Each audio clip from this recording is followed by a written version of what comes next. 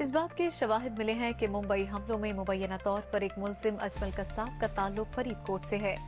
Mumbai police ने हमलों में मुबैना तौर पर मुलव्वस 10 अफराद के नाम और तस्वीर जारी की। इन अफराद के बारे में दावा किया गया कि उनका ताल्लुक पाकिस्तान के मुख्तलिफ शहरों से है। मुंबई पुलिस के मुताबिक अजमल आमिर उर्फ कसाब का ताल्लुक फरीदकोट, अबू इस्माइल का डेरा इस्माइल खान, शुएब का ताल्लुक सियालकोट, अब्दुर्रहमान इमरान बाबर और हाफिज अशरफ का मुल्तान, नासिर का फैसलाबाद, जावेद फहदुल्ला का ताल्लुक उकाड़ा से बताया गया है। भारत की जानिब से हाफिज मोहम्मद सईद के खिलाफ कार्रवाई का मुतालबा भी किया गया। अब चलते हैं मुंबई हमलों के सिलसिले में गिरफ्तार वाहिद मुबैना मुलजिम अजमल आमिर उर्फ आजम कसाब की तफ्तीश के दौरान इतराफात की जानिब। अजमल कसाब कौन है और क्या इसका ताल्लुक पाकिस्तान के इलाके फरीदकोट से है, ये हक़ाइक़ जानने के लिए जियो न्यूज़ की इन्वेस्टिगेशन टीम ने इलाके का दौरा किया। उन्होंने जिन लोगों से बात की, उन्होंने क्या कहा, आइए देखते हैं। जियो न्यूज़ की टीम इलाके में पहुंची तो दिबालपुर कस्बे के लोग अजमल कसाब के बारे में मुसलसल चह मुगैया करते नजर आए। कोई भी शख्स इस बारे में बात करने से गुरेज करता रहा। इलाके में मौजूद खुफिया एजेंसियों के एहलकारों की बड़ी तादाद में मौजूदगी शकूक व शुबहात पैदा कर रही थी। जब इन अफराद की तस्वीर बनाने की कोशिश की गई तो ऐसा करने से मना करते रहे। मुकामी प्रेस क्लब के सदर और सेक्रेटरी भी इस बारे में मुतसाद राय रखते हैं। प्रेस क्लब के सदर के मुताबिक मुख्तलिफ तहकीकाती एजेंसियों का बहुत दबाव है। उनका कहना है कि अगर किसी शख्स का ताल्लुक फरीदकोट से नहीं तो तहकीकाती एजेंसियों को चाहिए कि लोगों को मजीद परेशान ना करें। एजेंसियां तो मामला नहीं है, एजेंसियां क्यों लोगों को परेशान कर रहे हैं, क्यों लोगों को नाज़िम साहब ने सारी रात मजबूर कर रहे हैं। हालांकि वो तस्वीर अगर ये मामला नहीं तो फिर एजेंसियां लोगों को क्यों परेशान कर रही हैं। मुकामी नाजिम को मैंने अखबार में शाया होने वाली एक तस्वीर दिखाई थी। नाजिम ये तस्वीर देखकर कभी उसे उल्टा करता और कभी सीधा, और फिर मुस्कुराकर कहा कि मुझे तो समझ में नहीं आ रही और कहा कि ये बंदा नहीं है। हालांकि अभी तक तो ये बात कंफर्म है। और ना ये बंदा हमारे ये अजमल वो देख के हंसते वो नहीं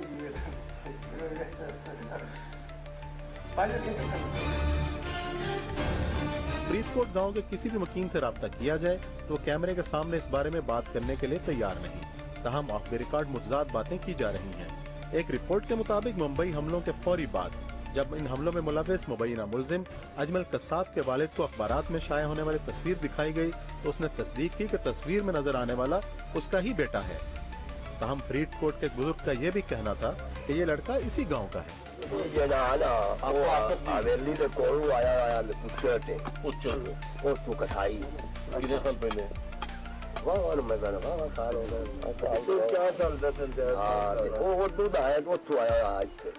ये कसाई हवेली लक्का से आया था कई साल पहले। मैंने तो इसके बेटे और पोते नहीं देखे। सुना है ये 4 भाई हैं। एक लाहौर में भी काम करता है। सुना है कि ये लड़का 4-5 महीने पहले आया था यहाँ। इसने अपनी माँ को कहा कि मेरे सर पर हाथ फेर दो, मैं जहाज पर जा रहा हूँ। जब ये वाकया हुआ और अखबारों में शोर उठा तो ये लोग चले गए कहीं। इसके बाप का नाम अमीर कसाई था। अब मैं जहाज पे चलिया बत्ती दारा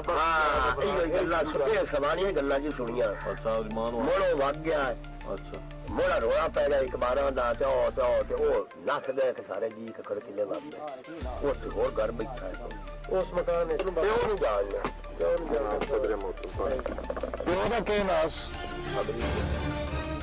दिबालपुर के एक जिम्मेदार ने बताया कि आजम कसाब इसकी जमीनों पर काम करता था, लेकिन वो उसे जाती तौर पर नहीं जानता। उसका कहना था कि लोगों के मुताबिक आजम का ताल्लुक इसी इलाके से है और इसके बाप अमीर कसाब के बारे में सुना है कि वो असर के बाद पकौड़ियों की रेडी लगाता था। गांव के एक जिम्मेदार के मुताबिक उसने ये सुना कि आजम कसाई ने जहादी तरबियत भी हासिल की थी और जब आखिरी बार वो यहाँ आया उसने लड़कों को कराटे की तरकीब बताई और मुख्तलिफ करतब दिखाए। जिवें बाबे ਨੂੰ ਦੱਸਦੇ ਪਏ ਸਨ ਇੱਥੇ ਹੀ ਬੰਦਾ ਪਿਆ ਸੀ ਵੀ 5-6 महीने 5-6 माह पहले आया था यहाँ। माँ को कह रहा था जहाज पर जा रहा हूँ, मेरे सर पर हाथ फेर दो और अल्लाह के सुपुर्द कर दो। फरीदकोट का एक आदमी बता रहा था कि जब वो आखिरी बार आया तो तौहीदी स्कूल के पास लड़कों को इकट्ठा करके कह रहा था कि मुझे पकड़ कर दिखाओ। वो कराटे का करतब दिखाता रहा। इसके बाद यही सुनते रहे हैं कि वो घर से गायब हो गया और किसी जहादी तंजीम में शामिल हो गया। तो कराटे शराटे अच्छा हाँ जी और ट्रैक वो खांदा तस्वीर का एक रुख आपने देखा, जिससे ये साफ जाहिर हो रहा है कि अजमल कसाब फरीदकोट का ही रहने वाला है। इस बात की तस्दीक हो भी जाए कि मुल्जिमान का ताल्लुक पाकिस्तान से है तो इसमें हैरानी की कोई बात नहीं, क्योंकि ऐसी कार्रवाई में मुलविस ये अनासर जहां अगर भारत के लिए परेशानी का सबब है तो वहीं एक अरसे से खुद पाकिस्तान के लिए भी दर्द-ए-सर बने हुए हैं।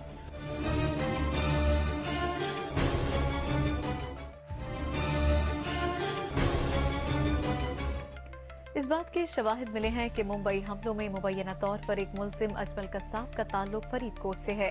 इस पर बात करते हैं सीनियर तज्जियाकार प्रोफेसर हसन अस्करी से। अस्करी साहब, ऐसे गैर रियासती अनासर किसके इशारों पर काम करते हैं? देखिए, जिस फरीदकोट की बात आपने की है वो तहसील दीपारपुर, जिला उकाड़ा, पंजाब में है।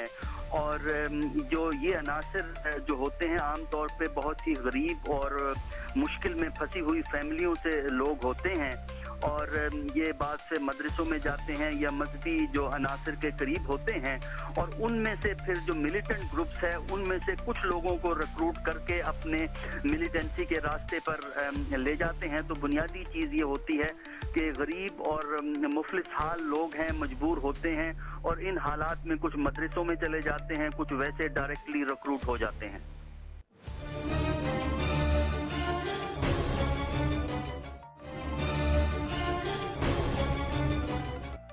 नहीं, वो बोलता था जब तक जिंदा रहो मारते रहो।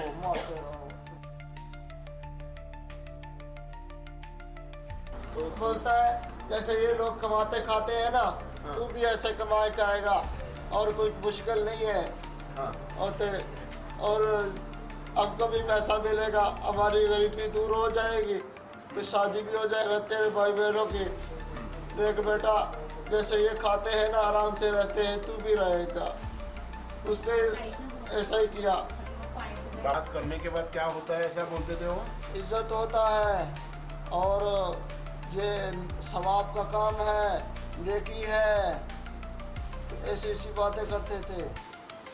और बंदे को रिज़्क बहुत मिलता है, पैसा बहुत मिलता है, गरीबी दूर हो जाती है। कितने दिन का ट्रेनिंग रहता है?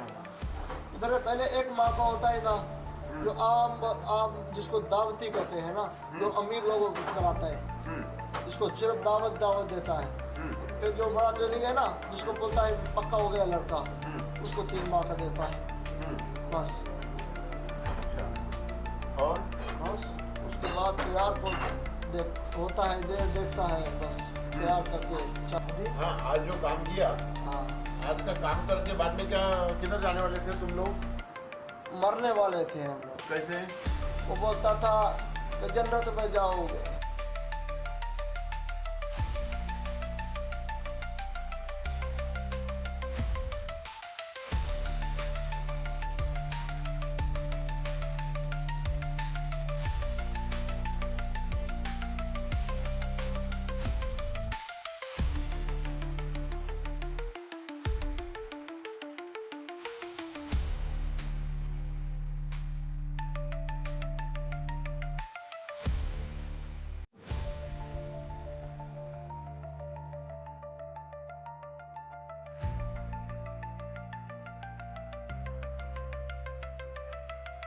अजमल कसाब का पता इंडिया को इन्होंने दिया।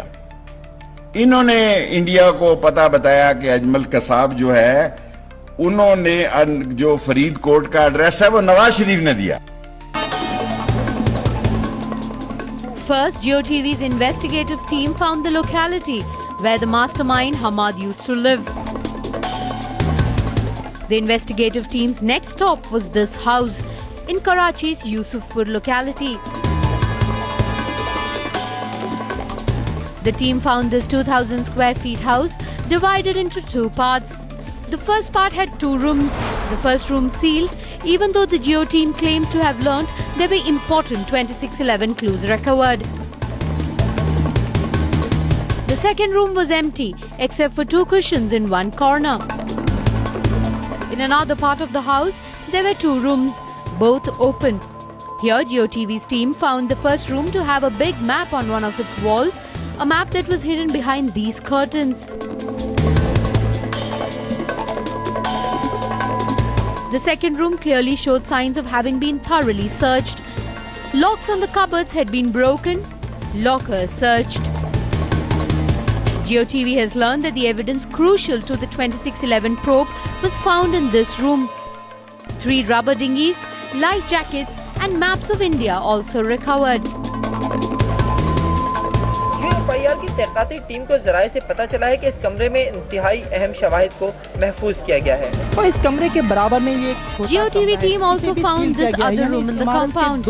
Again, a lock on the door. इस कमरे के अंदर क्या मौजूद है यकीनन हम ये नहीं जान सकेंगे, लेकिन कोशिश करते हैं कि इस कमरे के अंदर झांकने की या देखने की कोई जगह हमें मिल सके। आइए इस तरफ चलते हैं।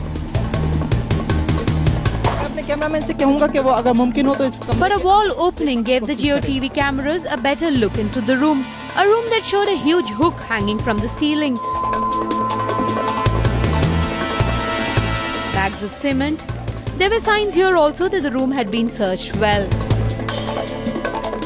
This house, claims the GeoTV report, has all the markings of being the one where the plot was hatched before the final launch of the 2611 attack. Bureau Report, Times Now.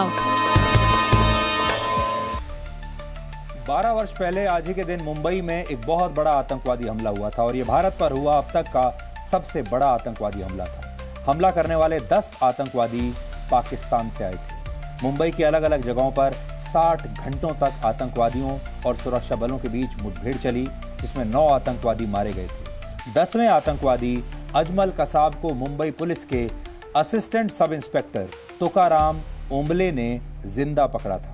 उस दौरान कसाब ने तुकाराम ओम्बले के पेट में गोली मारी थी। गोली लगने के बावजूद तुकाराम ने कसाब को छोड़ा नहीं और बाद में वो वीर गति को प्राप्त हुए। शहीद तुकाराम ओम्बले की बात आज इसलिए भी खास तौर पर कर रहे हैं क्योंकि अगर शहीद तुकाराम ने कसाब को उस दिन जिंदा ना पकड़ा होता तो दुनिया के सामने भगवा आतंकवाद का झूठ बेनकाब नहीं होता।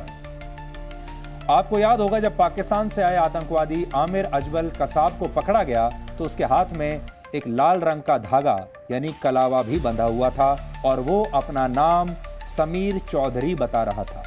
ये पाकिस्तान की बहुत बड़ी साजिश थी और ये भी धर्म के आधार पर बनाई गई साजिश थी, जिसमें पाकिस्तान के आतंकवादियों को हिंदू पहचान के साथ हमले के लिए भेजा गया था।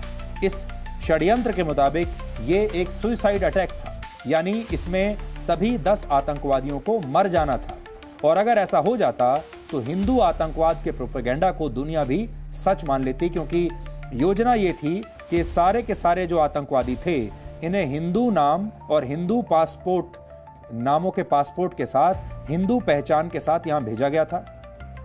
कसाब के हाथ पर जानबूझकर एक लाल धागा बांधा गया था जिससे ये लगे कि ये हिंदू है और इन सबको क्योंकि मर जाना था ये किसी को ये भी नहीं बता पाते कि ये कहां से आए हैं, इसलिए साजिश ये थी कि इसे हिंदू टेरर का नाम दे दिया जाएगा। हमले के 2 वर्ष बाद मुंबई में ही 6 दिसंबर 2010 को एक किताब रिलीज की गई जिसका नाम था आरएसएस की साजिश 26/11। ये इस किताब का नाम है, जिसमें बताया गया था कि ये जो 26/11 का हमला था ये आरएसएस की साजिश थी, जिसे उर्दू के एक जाने माने पत्रकार अजीज बर्नी ने लिखा था। किताब को देश के सामने रखने आए थे कांग्रेस के बड़े नेता दिग्विजय सिंह, जो आपको तस्वीर में दिख रहे हैं। मंच पर उनके साथ मशहूर फिल्म निर्माता और निर्देशक महेश भट्ट हैं और उस समय महाराष्ट्र सरकार के पूर्व के गृह राज्य मंत्री कृपा शंकर सिंह भी आपको तस्वीर में दिख रहे हैं। दिग्विजय सिंह उस समय कांग्रेस अध्यक्ष सोनिया गांधी के सबसे करीबी लोगों में से एक माने जाते थे, इसलिए आप कह सकते हैं कि इस किताब को कांग्रेस का भी आशीर्वाद प्राप्त था। डॉक्टर मनमोहन सिंह